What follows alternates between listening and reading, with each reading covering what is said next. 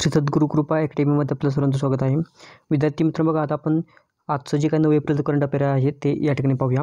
प्रश्न क्रमांक 1 पहा, जागतिक आरोग्य दिवस कधी साजरा करण्यात आलेला आहे? 7 एप्रिल रोजी. याची थीम काय आहे? माय हेल्थ माय राईट्स. महत्त्वाचं आहे.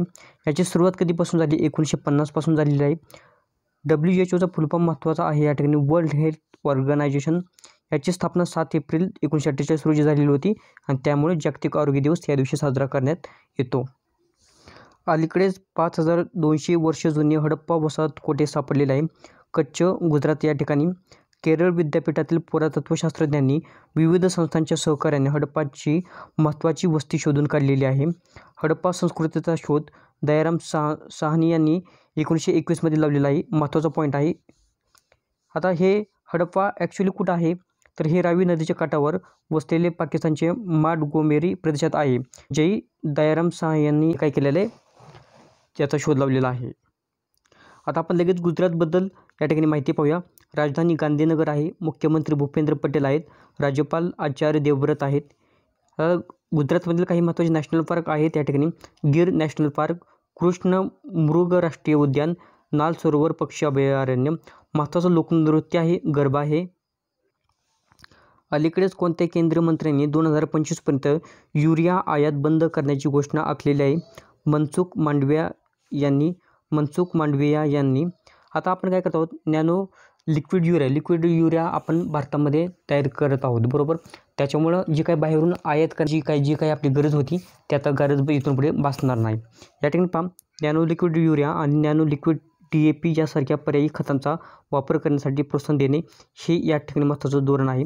सध्या भारत 30% युरिया आपण आयात करत होतो, आता तो पूर्णपणे आपल्याला कमी करायचा आहे.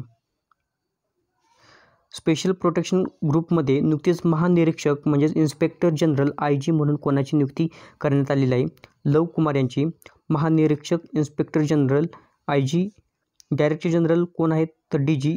आता IG पेक्षा DG हे मोठे पद असतं. हे कोण आहे? तर आलोक शर्मा आहेत. SPGचं कार्य काय आहे? प्रधानमंत्र्यांची सुरक्षा करणे. स्थापना 1985 रोजी करण्यात आलेली आहे. इंदिरा गांधींची जेवढी हत्या झालेली होती त्याच्यानंतर SPGचं काही प्रोटेक्शन आहे ते देण्यात आलेलं आहे. अलीकडेच यंग ग्लोबल लीडर्सच्या सूचीत किती भारतीयांचा समावेश करण्यात आलेला आहे? 4. फिलिपिन्स, अमेरिका, जपान आणि ऑस्ट्रेलिया यांच्यातील लष्करी संबंध मजबूत करण्यासाठी लष्करी सराव कोठे करण्यात आलेला आहे? दक्षिण चीनी समुद्र. 7 एप्रिल 2024 रोजी. बघा, इतर महत्त्वाचे सराव लगेच पाहून घेऊया. महत्त्वाचे युद्ध सराव 2024 मधील दोस्ती 16 भारत, मालदीव, श्रीलंका या सर्वांच्या दरम्यान. ट्रायलॅट 2024 भारत आणि मोझांबिक आणि तंजानिया. टायगर ट्रम्प 2024 भारत आणि अमेरिकेच्या दरम्यान. लेमितये 2024 भारत आणि सेशल्सच्या दरम्यान. भारत शक्ती भारतीय सेनेच्या दरम्यान.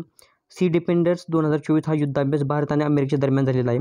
मैत्री युद्धाभ्यास हा भारत आणि थायलंडच्या दरम्यानचा झालेला आहे. एक्स अयोध्या हा भारत आणि थायलंडच्या दरम्यानचा हा युद्धाभ्यास आहे. डेझर्ट सायक्लोन 2024 हा भारत आणि UAEच्या दरम्यानचा आहे. डेझर्ट फ्लॅग हा भारत आणि UAEचा युद्धाभ्यास आहे. जायद तलवार भारत आणि UAEच्या दरम्यान. ऑपरेशन प्रॉस्पेरिटी गार्जियन हा बहुराष्ट्रीय अभ्यास आहे लाल समुद्राच्या सेफ्टीच्या ठिकाणी. विनवॅक्स 23 हा भारत आणि व्हिएतनामच्या दरम्यानचा आहे. सूर्यकिरण XVII म्हणजेच किती? सूर्यकिरण 17 हा भारत आणि नेपाळच्या दरम्यान आहे. ऑस्ट्रेहिंद 23 हा ऑस्ट्रेलिया आणि भारताच्या दरम्यानचा युद्धाभ्यास आहे.